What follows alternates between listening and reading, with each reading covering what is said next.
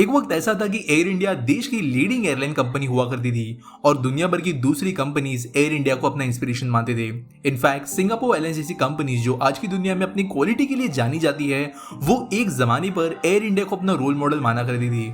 लेकिन ये कंपनी समय के साथ 60,000 करोड़ के कर्ज में डूब गई और इसकी रेपुटेशन इतनी खराब हो गई कि एयर इंडिया का नाम सुनते ही फ्लायर्स के मन में एक नेगेटिव पर्सपेक्टिव निकल आता था इस एयरलाइन के लिए। एक पॉइंट ऐसा था कि ये कंपनी दिन में 20 करोड़ रुपीस का लॉस कर रही थी और इसके वजह से इसकी हालत इतनी खराब हो गई कि ये गवर्नमेंट के लिए एक व्हाइट एलिफेंट बन गई। हाल ही में दशकों लंबे इस बुरे समय के बाद में टाटा ग्रुप ने इस एयरलाइन को 18,000 करोड़ की कीमत के साथ में खरीद लिया, जिसके साथ में उन्होंने एक बहुत बड़ा कर्ज का बोझ भी उठाया। लेकिन ये कंपनी शुरू भी की गई थी टाटा ग्रुप के द्वारा, ये बात तो आप सभी जानते ही होंगे। तो आखिर इन 8 दशकों में हुआ क्या, किस तरीके से एयर इंडिया की शुरुआत हुई, इसे क्यों गवर्नमेंट के द्वारा छीन लिया गया, गवर्नमेंट के द्वारा इस कंपनी को एक्वायर करने के बाद में, इसके नेशनलाइजेशन के बाद में एयर इंडिया के साथ में हुआ क्या, ये किस तरह से लॉस में चली गई और आखिर क्यों और कैसे टाटा सन्स ने इसे वापस एक्वायर किया, सारी चीजों के बारे में आज हम जानेंगे। तो वीडियो अंत तक जरूर देखना।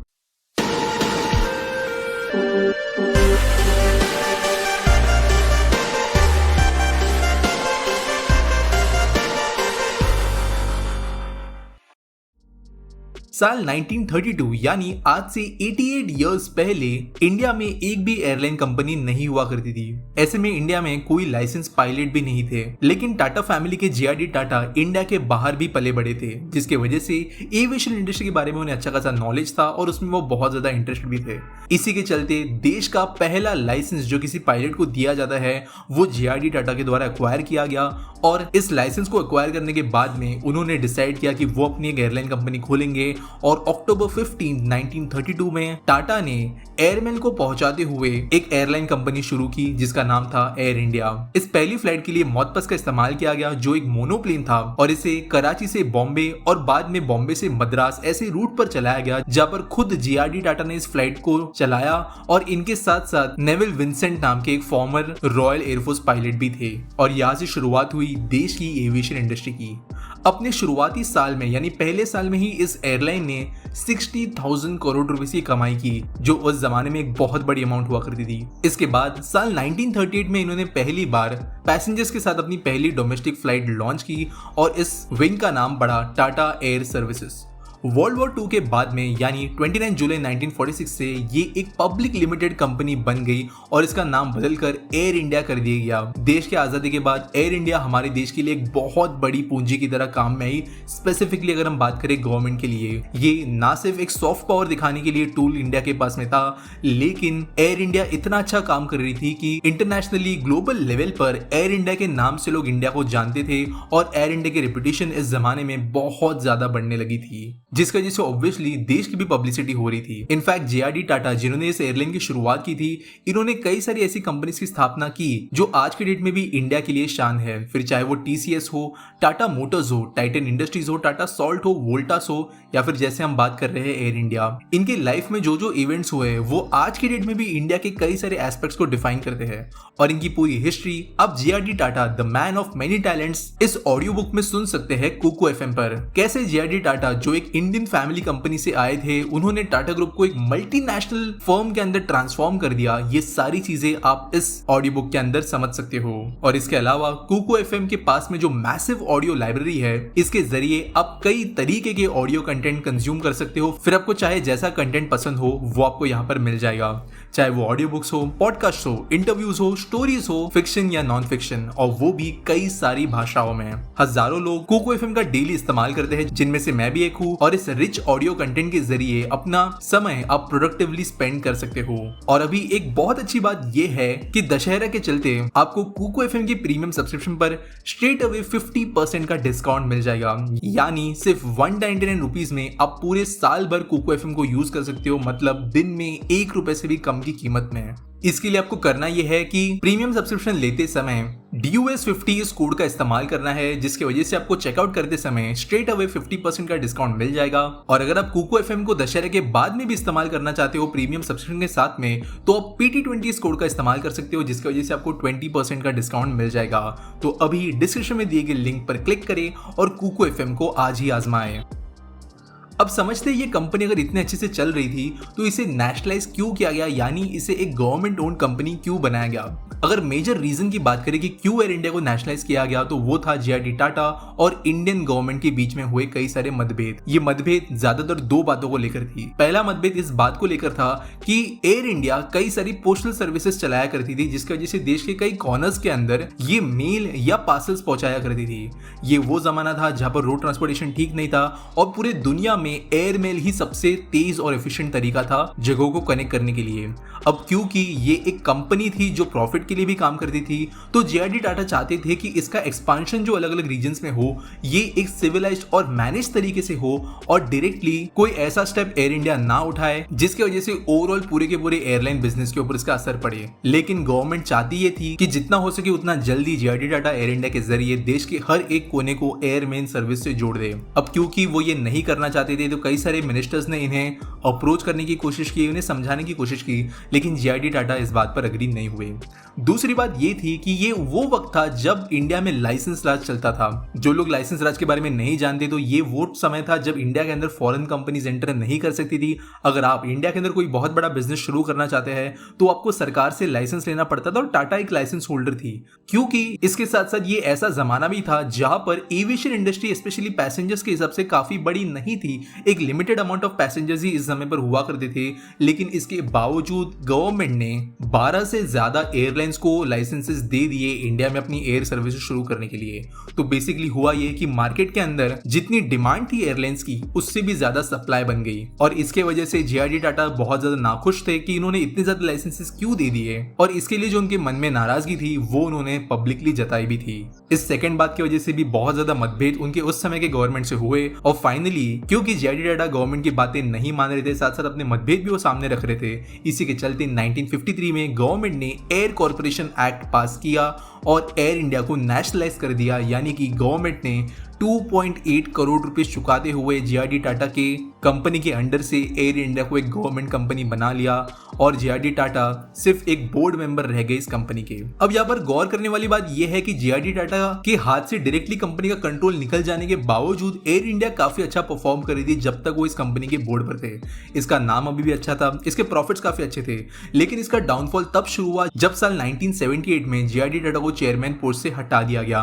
जे.आर.डी. टाटा को चेयरमैन पद से हटाने के बाद में इस एयरलाइन की ग्रोथ पूरी तरीके से नेगेटिव होना शुरू हो गई। सर्विसेज हो, पब्लिक एमिनिटीज हो, सारी चीजों में एयरलाइन पीछे रखने लगी और इसके साथ में दूसरा जो सबसे बड़ा झटका एयर इंडिया को लगा वो था साल 1994 में जब एयर कॉर्पोरेशन एक्ट 1994 इनिशिएट हुआ।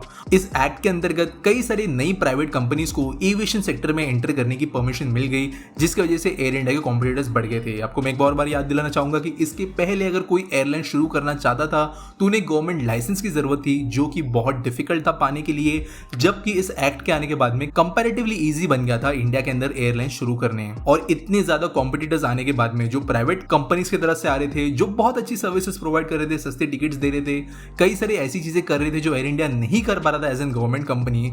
एयर इंडिया से पैसेंजर शिफ्ट होकर इन प्राइवेट कंपनीज के पास में जाना शुरू कर दिए और एयर इंडिया का डाउनफॉल और ज्यादा तेजी से होना शुरू हो गया। अब ऐसा कह सकते हो कि लेट 90s तक ऐसा समय आ गया था कि लोग जो है एयर इंडिया को कहीं भी स्पेशली डोमेस्टिक ट्रैवल करते समय लास्ट प्रेफरेंस रखा करते थे, लेकिन फिर भी एयर इंडिया ठीक ठाक चल रहा था, आप ऐसा कह सकते हो, क्योंकि इंटरनेशनल लेवल पे ये मार्केट बहुत एग्रेसिवली कैप्चर कर चुके थे, जिसे इंडिया से कोई दूसरा प्राइवेट कंपटीटर इंटरनेशनली टारगेट नहीं कर पा रहा था और एयर इंडिया इसके अंदर सक्सेसफुल रही थी। लेकिन इसके अंदर तीसरा जो सबसे बड़ा झटका लगा एयर इंडिया को वो था साल 2007 में, जब गवर्नमेंट ने डिसाइड किया कि वो एयर इंडिया और इंडियन एयरलाइंस को मर्ज कर देंगे और इसका नाम फिर उसके बाद में रख दिया गया national aviation corporation of India. और इसके बाद में कंपनी के घाटे कई 100 करोड़ में पहुंच गए। इस मर्जर के बाद में कंपनी के डिसीजंस बहुत ही अनप्रोफेशनल तरीके से होने लगे। इनफैक्ट अगर बात करनी है बुरी डिसीजंस के बारे में तो एक समय पर ऐसा था कि एयरबस की जो नियो फैमिली के जेट्स है, इसके टोटल प्रोडक्शन के जितने टोटल ऑर्डर्स थे दुनिया भर में, उसके 13% ऑर्डर्स जो है वो इंडिया में से एयर इंडिया ने दे दिए। और ये ऑर्डर देते समय ये सोचा नहीं गया था कि इसका फाइनेंसिंग ठीक से हो पाएगा नहीं हो पाएगा। इतनी बड़ी क्वांटिटी में जेट्स खरीदने की वजह से एक्चुअल में बिजनेस प्रॉफिटेबल बनेगा नहीं बनेगा, बढ़ते हुए क्रूड प्राइसेस का इसके ऊपर कैसे असर होगा, कोई चीज एयर इंडिया ने सोची नहीं। इसके अलावा मल्टीपल इंसिडेंट्स हमें देखने मिले एयर इंडिया के साथ में, जहां पर ब्यूरोक्रेसी, पॉलिटिकल पावर और कई सारी दूसरी चीजों का इस्तेमाल करते हुए इसे काइंड ऑफ एक प्राइवेट एयरलाइन की तरह चलाया गया और इसी की वजह से एयर इंडिया बदनाम होने लगी अपने कांस्टेंट फ्लाइट डिलेज, लोगों को अच्छी सर्विस न देना और काइंड ऑफ जिस तरीके से गवर्नमेंट ऑफिस चलता है उस तरीके से एयर इंडिया का ऑपरेशन होने लगा। जब कंपटीशन मार्केट में इतना ज्यादा बढ़ गया कि एयर इंडिया इनसे कम्पीट नहीं कर पा रही थी, तो इन्होंने दो चीजों का सहारा लिया। पहली बात, डेब्ट के जरिए इन्होंने अपने खर्चे उठाए, लेकिन बाद में एक पॉइंट ऐसा आया कि हर साल गवर्नमेंट को बहुत बड़ी अमाउंट्स में फंडिंग करनी पड़ती थी एयर इंडिया की, और जब तक सेंट्रल गवर्नमेंट एयर इंडिया के अंदर पैसे नहीं डालती थी तब तक इनके ऑपरेशंस हो ही नहीं पाते थे। और 2007 के बाद में 15 साल तक इस एयरलाइन ने प्रॉफिट कमाया ही नहीं और टोटल 61,560 करोड़ का कर्जा इनके ऊपर हो गया। ये कर्जा इतना बड़ा था कि अब सेंट्रल गवर्नमेंट भी एयर इंडिया को और ज्यादा सहन नहीं कर सकती थी। और ये बात ऐसा नहीं कि गवर्नमेंट ने बहुत पहले नहीं सोची और अभी 1-2 साल से उन्होंने सोचना शुरू की है। इनफैक्ट एयर इंडिया को मल्टीपल टाइम्स इन लॉसेस में से बचाने की कोशिश गवर्नमेंट ने की है, लेकिन ज्यादातर जो भी ऑफर सामने रखी गई वो बिल्कुल भी बिजनेस पर्सपेक्टिव से सस्टेनेबल नहीं थी।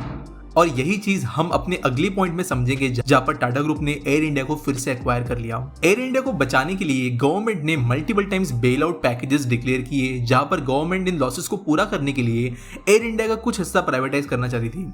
इसमें से टोटल 4 ऐसे बेल आउट पैकेजेस आए, जिसमें से पहला पैकेज था साल 2000-2001 के फाइनेंशियल ईयर में, जहां पर अटल बिहारी के द्वारा लीडेड एनडीए गवर्नमेंट ने डिसाइड किया कि वो 40% ऑफ स्टेक एयर इंडिया के अंदर बेचेंगे प्राइवेट कंपनीज को। इस समय पर भी टाटा ग्रुप ने सामने इंटरेस्ट दिखाया था, लेकिन इस समय पर वर्कर और ट्रेड यूनियंस ने इतना ज्यादा प्रोटेस्ट किया था कि टाटा ग्रुप ने इसमें से बैकआउट करना शुरू कर दिया और ये कभी भी 40% स्टेक एक्वायर नहीं कर पाए।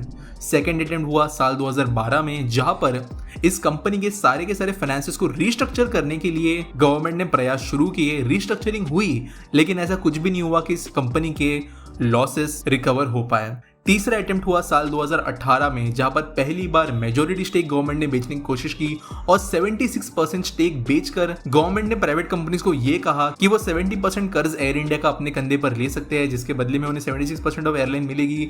लेकिन कंडीशंस इतने स्ट्रिक्ट रखे गए थे कि किसी ने भी इसके अंदर इंटरेस्ट नहीं दिखाया। यहाँ पर अगर कुछ रूल्स की मैं बात करूं कि यहाँ पर क्या क्या कंडीशन सामने प्राइवेट कंपनी के लिए रखी गई थी, तो वो ये थी कि वो एयरलाइन को अक्वायर करने के बाद में बहुत लंबे समय तक स्टाफ को फायर नहीं कर सकते थे। उनको जो भी फैसिलिटीज दी जा रही थी वो उन्हें देते रहेंगे। इसके अलावा जो रूट्स एयर इंडिया के चलते हैं, चाहे वो प्रॉफिटेबल हो या फिर नॉन प्रॉफिटेबल, उन्हें वो चलाते रखने पड़ेंगे। इसके अलावा कई सारी ऐसी कंडीशंस थी जहां पर क्लियरली ऐसा लग रहा था कि गवर्नमेंट जो है किसी अच्छी डील के बदले में रिस्पॉन्सिबिलिटीज किसी प्राइवेट फर्म पर ढकेल देना चाहती है, और इस समय पर भी किसी ने इंटरेस्ट नहीं दिखाया। लेकिन फाइनली जब चौथा अटेम्प्ट हुआ तो गवर्नमेंट ने ये डिसीजन लिया कि वो 100% हिस्सा एयर इंडिया का सेल करेंगे और जनवरी 2020 में एयर इंडिया के 100% स्टेक सेल को लेकर डिसीजन दिया गया। अब इस 60,000 करोड़ से ज्यादा के कर्ज की वजह से ज्यादातर कंपनीज ने अभी भी इसके अंदर इंटरेस्ट नहीं दिखाया, लेकिन टाटा ग्रुप के पास में एक काफी स्ट्रॉन्ग रीजन था इसे एक्वायर करने का। जो फाइनल बिडिंग हुई, इस समय पर 18,000 करोड़ देते हुए टाटा टॉप बिडर निकल कर आया और इन्होंने इसे खरीद लिया। अब यहाँ पर दो मेन फैक्टर निकल कर आते हैं कि टाटा ग्रुप ने क्यों ये कीमत एयर इंडिया के लिए चुका है, क्योंकि अभी इनके ऊपर भी बहुत बड़ा कर्जा हो गया है एयर इंडिया के जरिए। तो दो रीजंस थे। पहली बात, टाटा ग्रुप एयर इंडिया को नेशनलाइज करने के बाद में पूरी तरीके से एयरलाइन इंडस्ट्री से बाहर नहीं हो गई। आज की डेट में भी एयर एशिया, विस्तारा, ये दो एयरलाइंस टाटा के द्वारा चलाए जाते हैं जो अच्छे खासे प्रॉफिटेबल थे पैंडेमिक के पहले। साथ साथ इनकी रेपुटेशन कुछ खास बुरी नहीं थी। स्पेशली अगर हम विस्तारा की बात करें तो इसकी रेपुटेशन सबसे ज्यादा है इंडिया के अंदर आज की डेट में। अब जब टाटा एयर इंडिया जैसी कंपनी को अक्वायर करता है तो ये कर्ज वगैरह की अगर बातें हम साइड में भी रख दे तो एयर इंडिया के पास में one of the largest fleet of international slots है। यानी बाहरी देशों के अंदर टाटा ने एयरपोर्ट्स पर काइंड ऑफ बुकिंग्स करके रखी अपने प्लेन्स लैंड करने के लिए, जिन्हें हासिल कर पाना बहुत ज्यादा मुश्किल होता है, और टाटा को इस एक्विजिशन की वजह से ये चीजें डायरेक्टली मिल गई। इसके बाद में इनके पास में जो प्लेन्स की एक बहुत बड़ी फ्लीट है, इसका टाटा काफी अच्छे से इस्तेमाल कर सकता है। अगर आगे जाकर बात करें तो इन एयरलाइंस का मर्जर भी हो सकता है जो टाटा ग्रुप के द्वारा ओन्ड है, या फिर आप कह सकते हो मल्टीपल ब्रांड्स के जरिए जिस तरीके से कंपनीज अपने रेपुटेशन को डाइवर्सिफाई करने की कोशिश करती है, उसी तरीके से टाटा 3 अलग एयरलाइंस भी चला सकता है। वैसे जो कंडीशंस इस बार भी गवर्नमेंट ने रखी है उसके अंदर ये बहुत लंबे समय तक वर्कर्स के अंदर या फिर आप कह सकते हो यूनियंस के अंदर चेंजेस नहीं ला सकते। इनके रूट्स को कुछ समय तक ये चेंज नहीं कर सकते। सकते, इस कंपनी का नाम तक वो लंबे समय तक चेंज नहीं कर सकते, लेकिन बाद में जैसे जैसे समय आगे बीतेगा तो सारी आज़ादी टाटा ग्रुप को मिलती रहेगी और अकॉर्डिंगली इसे अपने तरीके से वो शेप करेंगे। ऑब्वियसली टाटा ग्रुप का एक इमोशनल एस्पेक्ट भी इसके अंदर जुड़ा हुआ था। जैसे इस बिड की खबर आई थी, इसके बाद में रतन टाटा जी के द्वारा एक काफी इमोशनल मैसेज ट्विटर पर इन्होंने पोस्ट किया था, जहां पर इन्होंने ये क्लियरली मेंशन किया है कि ये उनका होम ग्रोन चाइल्ड था जिसे इन्होंने आज वापस पा लिया है और इसके साथ साथ इसे वो पूरी मेहनत से रीबिल्ड करेंगे, ऐसी बातें उन्होंने कही और लोगों का भी इसके ऊपर विश्वास है। ये बात तो हम सब जानते हैं कि एयर इंडिया के अंदर अभी भी पोटेंशियल बचा है, स्पेशली टाटा ग्रुप के रूफ के अंदर। और 88 साल का ये जो सफर उतार चढ़ाव से भरा हुआ था, इसमें टाटा ग्रुप हमेशा कहीं ना कहीं, चाहे वो डायरेक्टली हो या इनडायरेक्टली हो, हमेशा इन्वॉल्व रही है। उम्मीद करते हैं कि टाटा ग्रुप कुछ ऐसे चेंजेस इस कंपनी के अंदर लाएगी जिसके वजह से आने वाले समय में ये वापस अपना ग्लोरियस पास्ट हासिल कर पाएगी। तो देखते हैं किस तरीके से ये चीज एग्जीक्यूट होती है। मैं आपको फिर से एक बार याद दिलाना चाहूंगा कि आज दशहरे के चलते कुको एफएम पर आपको DUS50 कूपन कोड का इस्तेमाल करते ही ईयरली सब्सक्रिप्शन पर 50% का डिस्काउंट मिल जाएगा। तो लिंक पर क्लिक करके कुको एफएम का प्रीमियम सब्सक्रिप्शन ट्राई करना ना भूले। मिलेंगे अगले वीडियो में।